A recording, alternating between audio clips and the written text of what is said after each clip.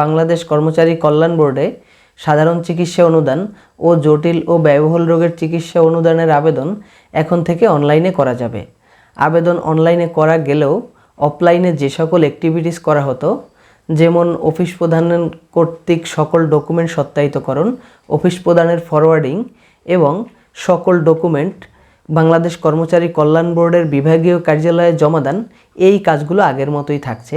শুধুমাত্র আগে যে আবেদনটি হাতে লেখা হতো অথবা কম্পিউটারে টাইপ করে নিয়ে যাওয়া হতো, সেই প্রক্রিয়াটি আর থাকছে না। আবেদনটি এখন হতে হবে অনলাইনে।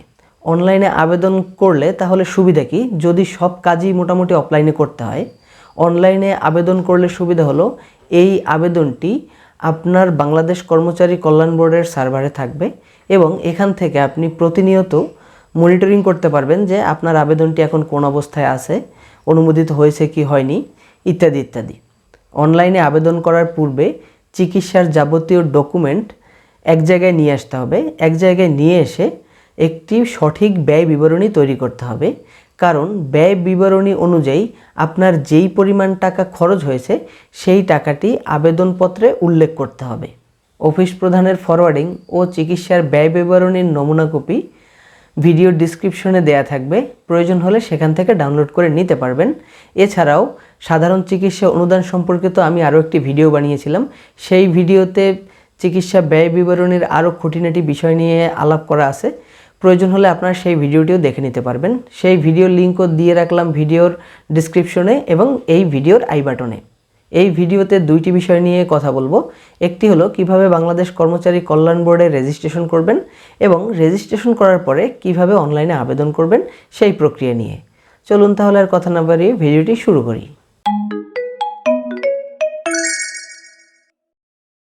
ব্রাউজারের অ্যাড্রেস বারে bkkb.gov.bd লিখে এন্টার করতে হবে। এন্টার করলে বাংলাদেশ কর্মচারী কল্যাণ বোর্ডের ওয়েবসাইট চলে আসবে।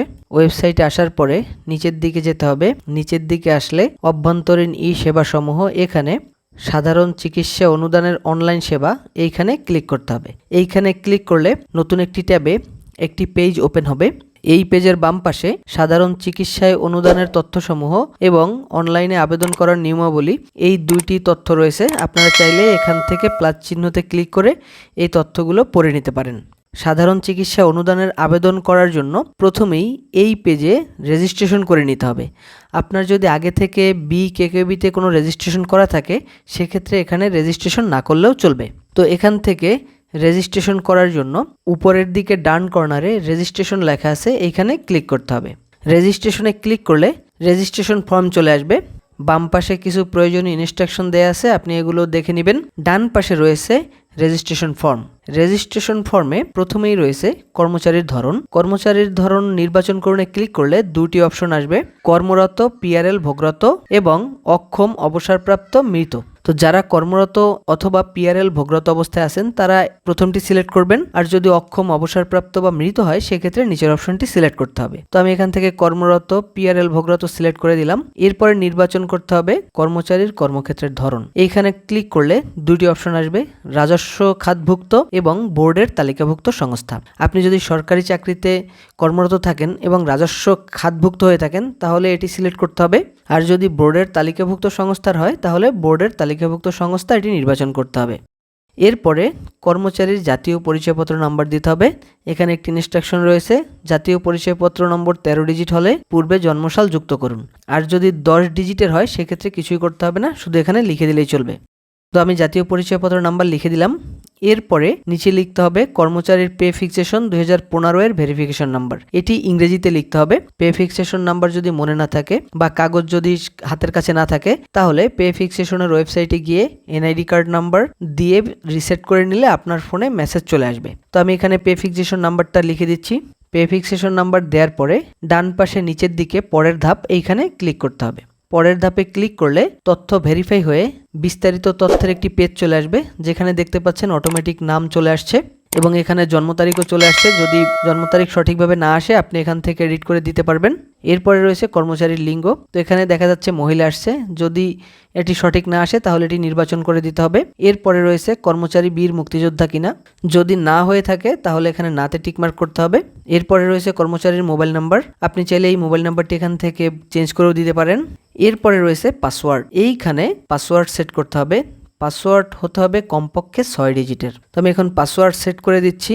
প্রথম বক্সে যে পাসওয়ার্ডটি দেওয়া হবে সামনের বক্সে ঠিক সেম একই পাসওয়ার্ডটি পুনরায় টাইপ করতে হবে। পাসওয়ার্ড টাইপ করা হয়ে গেলে নিচের দিকে এসে রেজিস্ট্রেশন করুন এইখানে ক্লিক করতে হবে। রেজিস্ট্রেশন করুনে ক্লিক করলে রেজিস্ট্রেশন যাচাইকরণ একটি পেজ চলে আসবে। এইখানে আপনার যে ফোন নাম্বার রয়েছে সেই ফোন নাম্বারে 6 সংখ্যার একটি ওটিপি কোড যাবে, সেই কোডটি এখানে দিয়ে সাবমিট করতে হবে, তাহলেই রেজিস্ট্রেশন কমপ্লিট হয়ে যাবে। আমার ফোনে অলরেডি ওটিপি চলে এসছে, আমি এখানে ওটিপি দিয়ে দেব। ওটিপি দেওয়ার পরে নিচে এসে সাবমিটে ক্লিক করতে হবে। সাবমিটে ক্লিক করলেই দেখতে পারবেন অভিনন্দন, আপনার রেজিস্ট্রেশন সফলভাবে সম্পন্ন হয়েছে। রেজিস্ট্রেশন হয়ে যাওয়ার পরে ফোন নাম্বার এবং পাসওয়ার্ড দিয়ে লগ ইন করতে হবে। লগ ইন করার পরে বাম পাশের মেনু থেকে প্রোফাইল ব্যবস্থাপনা এখানে যেতে হবে। প্রোফাইল ব্যবস্থাপনায় গেলে প্রথমেই দেখতে পারবেন ছবি পরিবর্তন ও সংশোধন করুন। এখান থেকে কর্মচারীর ছবি অ্যাড করতে হবে। ছবিটি হতে হবে 300x300 পিক্সেলের। তো আমি অলরেডি ছবিটি এডিট করে রেখেছি, তো আমি এখন এই ছবিটি এখানে আপলোড করব। ছবিটি আপলোড করার জন্য ছবি পরিবর্তন ও সংশোধন করুন এইখানে ক্লিক করতে হবে। এইখানে ক্লিক করে আপনার কম্পিউটারে যেখানে ছবিটি রয়েছে আপনি সেখান থেকে এই ছবিটিকে সিলেক্ট করে দিতে হবে, তাহলেই দেখতে পারবেন এখানে ছবিটি চলে আসবে। ছবি চলে আসার পরে এখান থেকে নিচের দিকে যেতে হবে। নিচের দিকে গিয়ে দেখতে হবে যে তথ্যগুলো অটোমেটিক চলে আসছে সেই তথ্যে কোনো গরমিল আছে কিনা। এখানে দেখতে পাচ্ছেন কর্মচারীর স্বামী / স্ত্রীর নাম বাংলায় এবং ইংরেজিতে, এই দুইটি এখানে নেই। তো আপনি চাইলে এখানে এই দুইটি দিয়ে দিতে পারেন। তো আমি এখানে দিয়ে দিচ্ছি।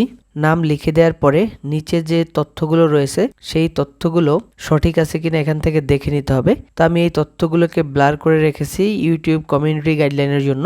এখানে দেখতে পাচ্ছেন কর্মচারীর বেতন গ্রেড সিলেক্ট করা নাই, নির্বাচন করুন। এখানে ক্লিক করে বেতন গ্রেড সিলেক্ট করে দিতে পারেন, বেতন গ্রেড না দিলেও সমস্যা নাই।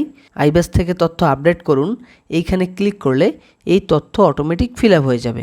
এরপরে রয়েছে কর্মচারীর অফিসের নাম ও ঠিকানা। কর্মচারীর অফিসের নাম ও ঠিকানা আইবাস থেকে অটোমেটিক চলে আসছে। আপনাদের যদি কারো বদলি হয়ে থাকে সেক্ষেত্রে দেখতে পাবেন এখানে পূর্বের বিদ্যালয়ের নাম থাকতে পারে। তো এখান থেকে বর্তমান যে বিদ্যালয়ে কর্মরত আছেন সেটি আপনি এইখানে যে নামটি লেখা আছে সেটি মুছে দিয়ে লিখে দিতে পারেন।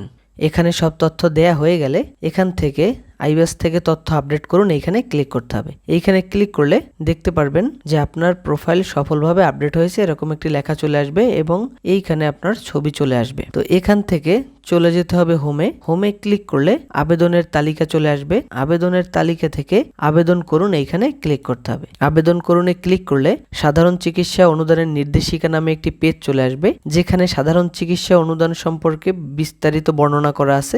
এখানে কিভাবে আবেদন করতে হয়, কি কি কাগজপত্র প্রয়োজন এবং সর্বোচ্চ কত টাকা প্রদান করা হবে ইত্যাদি তথ্য দেয়া আছে।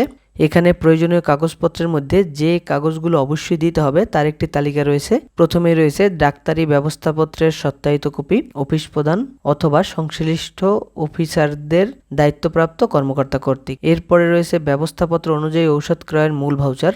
এরপরে রয়েছে ক্লিনিক বা হাসপাতালে ভর্তি হয়ে থাকলে ক্লিনিক বা হাসপাতালের মূল ছাড়পত্র, ভাই বোন পিতা / মাতার ক্ষেত্রে নির্ভরযোগ্যতার প্রত্যয়নপত্র, খরচের হিসাব বিবরণী, কর্মচারীর স্বাক্ষর সহ, জাতীয় বেতন স্কেল 2015 বেতন নির্ধারণ ফর্মের ভেরিফিকেশন নম্বরের জন্য বেতন নির্ধারণ ফর্মের ফটোকপি। বিশেষ দ্রষ্টব্য PRL ভোগরত অথবা অবসরপ্রাপ্ত অথবা মৃত কর্মকর্তা অথবা কর্মচারীর আবেদনের ক্ষেত্রে ঊর্ধ্বতন কর্তৃপক্ষ কর্তৃক প্রতিস্বাক্ষরের প্রয়োজন নেই। PRL-এ যদি কেউ ভোগরত থাকে অথবা কেউ অবসরে থাকে অথবা মৃত কর্মকর্তা কর্মচারী হয় তার জন্য ঊর্ধ্বতন কর্তৃপক্ষের কোনো প্রতিস্বাক্ষর বা সত্যায়িত করার প্রয়োজন হবে না। এরপর নিচের দিকে আসতে হবে। নিচের দিকে এসে উল্লেখিত শর্তে সম্মত হয়ে চেক বক্স নির্বাচন করুন। এই লেখার বাম পাশে যে বক্সটি রয়েছে সেই বক্সে টিকমার্ক করতে হবে। এরপরে ডান দিকে এসে আবেদন শুরু করুন, এইখানে ক্লিক করতে হবে। আবেদন শুরু করুনে ক্লিক করলে সাধারণ চিকিৎসা আবেদনের একটি ফর্ম চলে আসবে। ফর্মের শুরুতেই রয়েছে কর্মচারীর কর্মক্ষেত্রের ঠিকানা। কর্মক্ষেত্রের ঠিকানার মধ্যে প্রথমেই রয়েছে বিভাগ। এখান থেকে নির্বাচন করুনে ক্লিক করে বিভাগ নির্বাচন করতে হবে। এরপরে জেলা নির্বাচন করতে হবে। এরপরে উপজেলা নির্বাচন করতে হবে। এরপরে রয়েছে কর্মচারীর তথ্য। এখানে 4টি অপশন রয়েছে, কর্মরত, পিআরএল ভোগরত, অবসরপ্রাপ্ত, মৃত। তো এখান থেকে যে অপশনটি হবে সেটিকে নির্বাচন করতে হবে। এরপরে কর্মচারীর কিছু বেসিক তথ্য রয়েছে যেগুলো এখানে দেখতে পাচ্ছেন। তো এই তথ্যগুলোকে আমি ব্লার করে রেখেছি ইউটিউব কমিউনিটি গাইডলাইনের জন্য। এরপরে এখান থেকে নিচের দিকে আসতে হবে। নিচের দিকে আসলে দেখতে পারবেন রোগীর সাথে কর্মচারী অথবা আবেদনকারীর সম্পর্ক। এর সামনে একটি ঘর রয়েছে, এখান থেকে নির্বাচন করে ক্লিক করতে হবে। এখানে অনেকগুলো অপশন দেখতে পাবেন, পিতা, মাতা, স্বামী, স্ত্রী, ছেলে, মেয়ে, নির্ভরশীল ভাই বোন, নিজ ও অন্যান্য। আপনি যদি আপনার নিজের জন্য চিকিৎসা অনুদানের আবেদন করেন তাহলে এখান থেকে নিজ নির্বাচন করতে হবে, আর যদি পরিবারের অন্য কারোর জন্য আবেদন করেন সেক্ষেত্রে এখান থেকে নির্বাচন করতে হবে। তো আমি এখান থেকে স্ত্রী নির্বাচন করলাম। নির্বাচন করার সাথে সাথে নিচে একটি ঘর চলে আসছে, যেইখানে আপনি যার জন্য আবেদন করতেছেন তার নামটি এখানে লিখতে হবে। তো আমি এখানে নাম লিখে দিচ্ছি। নাম লিখে দেওয়ার পরে নিচে রয়েছে চিকিৎসা সংক্রান্ত তথ্য। প্রথমে রয়েছে রোগের নাম, এখানে রোগের নাম লিখতে হবে। আপনি যেই রোগের জন্য চিকিৎসা নিয়েছেন সেই রোগের নামটি লিখতে হবে। তো আমি এখানে নাম লিখে দিচ্ছি। এরপরে রয়েছে মোট খরচের পরিমাণ। তো মোট খরচের পরিমাণ লেখার আগে একটি ব্যয় বিবরণী তৈরি করে নিতে হবে। ব্যয় বিবরণীতে যে পরিমাণ আপনার খরচ হবে সেই খরচটি এখানে লিখতে হবে। স্ক্রিনে একটি ব্যয় বিবরণীর নমুনা দেখতে পাচ্ছেন, এই নমুনা কপিটি ভিডিও ডিসক্রিপশন বক্সে দেয়া থাকলো, সেখান থেকে ডাউনলোড করে আপনারা আপনাদের মতন তৈরি করে নিতে পারবেন। তো আমি এখানে মোট খরচের পরিমাণ লিখে দিচ্ছি। মোট খরচের পরিমাণ লেখার পরে ক্লিনিক বা হাসপাতালের নাম, এখানে ক্লিনিক বা হাসপাতালের নাম লিখতে হবে। আমি এখানে হাসপাতালের নাম লিখে দিচ্ছি। আমি এখানে হাসপাতালের নামের কিছু অংশ লেখার সাথে সাথে হাসপাতালের নাম চলে আসছে। এই সিস্টেমের মধ্যে যদি আপনার হসপিটালের নামটি থেকে থাকে তাহলে এখান থেকে অটোমেটিক চলে আসবে। তো আমি হাসপাতাল নির্বাচন করে দিলাম। হাসপাতাল নির্বাচন করে দেওয়ার পরে রয়েছে ব্যাংক হিসাবের তথ্য। শুরুতেই রয়েছে ব্যাংকের নাম, এখানে আপনার যেই ব্যাংকে অ্যাকাউন্ট রয়েছে সেই ব্যাংকের নাম দিতে হবে। তো এখান থেকে নির্বাচন করণে ক্লিক করলে তফসিলভুক্ত ব্যাংকগুলোর তালিকা চলে আসবে। এখান থেকে আপনার যেই ব্যাংকে অ্যাকাউন্ট রয়েছে সেই ব্যাংকটি নির্বাচন করে দিবেন। এরপরে রয়েছে জেলা, এখান থেকে জেলা নির্বাচন করতে হবে। এরপরে শাখা নির্বাচন করতে হবে। শাখা নির্বাচন করলে রাউটিং নাম্বার অটোমেটিক চলে আসবে। এরপরে রয়েছে ব্যাংক হিসাব নম্বর, এখানে 10 থেকে 17 ডিজিটের ব্যাংক নাম্বার হতে হবে। তো আমি ব্যাংক হিসাব নাম্বার লিখে দিচ্ছি। ব্যাংক নাম্বারটি খুব সচেতনতার সহিত লিখতে হবে, কারণ এখানে ভুল হলে কিন্তু আপনার টাকা আটকে যেতে পারে। এরপরে রয়েছে ব্যাংক হিসাবের নাম ইংরেজিতে। তো ব্যাংকে যেই নামে হিসাব রয়েছে মানে অ্যাকাউন্ট রয়েছে সেই পূর্ণ নামটি এখানে লিখতে হবে। এরপরে রয়েছে কর্মচারীর অফিস প্রধানের তথ্য। তো প্রথমেই রয়েছে অফিস প্রধানের নাম, এখানে আপনার অফিসের যে প্রধান রয়েছে তার নাম লিখতে হবে। অফিস প্রধানের নাম লেখার পরে রয়েছে অফিসের নাম, এখানে আপনার অফিসের নাম লিখতে হবে। আপনি যেই অফিসের আন্ডার রয়েছেন সেই অফিসের নাম, আমি এখানে অফিসের নাম লিখে দিচ্ছি। অফিসের নাম লেখার পরে অফিস প্রধানের পদবি লিখতে হবে।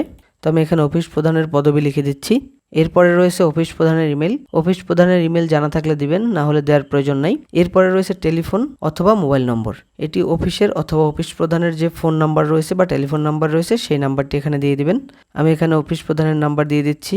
এখানে সব তথ্য দেয়া হয়ে গেলে নিচের দিকে এসে সংরক্ষণ করণে ক্লিক করতে হবে। সংরক্ষণ করণে ক্লিক করলে আপনার প্রদানকৃত তথ্য পুনরায় চেক করুন, এরকম একটি পেজ চলে আসবে।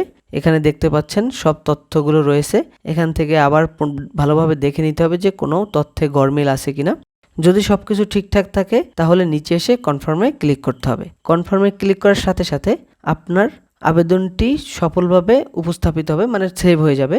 এখানে দেখতে পাচ্ছেন আবেদনটি ড্রাফট অবস্থায় আছে। এখন এখান থেকে চাইলে আপনি বিস্তারিততে ক্লিক করে পুরো বিস্তারিত দেখে নিতে পারেন, এবং আপনি যদি আবেদনটি সংশোধন করতে চান তাহলে আবেদন সংশোধন এখানে ক্লিক করে আবেদনটি সংশোধন করতে পারবেন, এবং ডাউনলোডে ক্লিক করে এখান থেকে আবেদনটি ডাউনলোডও করতে পারবেন। সবকিছু ঠিকঠাক থাকলে আবেদনটি দাখিল করতে হবে। আবেদন দাখিল করার জন্য দাখিল করুন এখানে ক্লিক করতে হবে।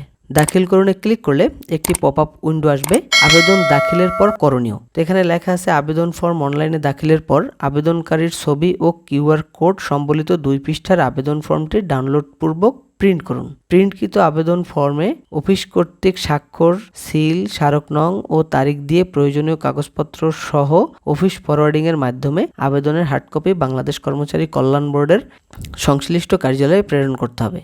স্বয়ংসম্পূর্ণ আবেদনের হার্ড কপি কল্যাণ বোর্ড গৃহীত হলে আবেদনকারী তার মোবাইল ফোনে আবেদন গ্রহণের ডায়েরি নম্বর ও তারিখ সম্বলিত একটি খুদে বার্তা পাবেন, এবং পরবর্তীতে অনলাইনে লগ ইন করে আপনার আবেদনের অবস্থা সম্পর্কে জানতে পারবেন। এখানে বলে রাখি, আপনি যদি আবেদন সাবমিট করে ফেলেন তাহলে আবেদন আর সংশোধন করতে পারবেন না বা ফিরিয়ে আনতে পারবেন না। এখন আবেদন সাবমিট করার জন্য নিশ্চিত করুন এখানে ক্লিক করতে হবে। নিশ্চিত করুনে ক্লিক করলে আবেদনটি সাবমিট হয়ে যাবে। এখানে দেখতে পাচ্ছেন আবেদনটি সফলভাবে প্রেরিত হয়েছে। এখন এখান থেকে আপনি আবার বিস্তারিততে ক্লিক করে দেখতে পারবেন এবং এখন এই আবেদন কপিটি ডাউনলোড করে নিতে হবে। তো ডাউনলোড করার জন্য ডাউনলোড করুন এখানে ক্লিক করতে হবে। এইখানে ক্লিক করলে আবেদন কপিটি ডাউনলোড হয়ে যাবে। এখানে দেখতে পাচ্ছেন আবেদন কপিটি ডাউনলোড হয়ে গেছে। তো আমি যদি আবেদন কপিটি ওপেন করি তাহলে দেখতে পারবেন আবেদন কপিটি চলে আসছে। এখন আবেদনপত্রটি প্রিন্ট করতে হবে। আবেদনপত্রটি প্রিন্ট করে চিকিৎসার যাবতীয় ডকুমেন্ট সহ অফিস প্রধানের কাছ থেকে স্বাক্ষর নিতে হবে। অফিস প্রধান স্বাক্ষর করে দিলে অফিস প্রধানের ফরওয়ার্ডিং সহ বাংলাদেশ কর্মচারী কল্যাণ বোর্ডের বিভাগীয় অফিসে জমা করে দিতে হবে।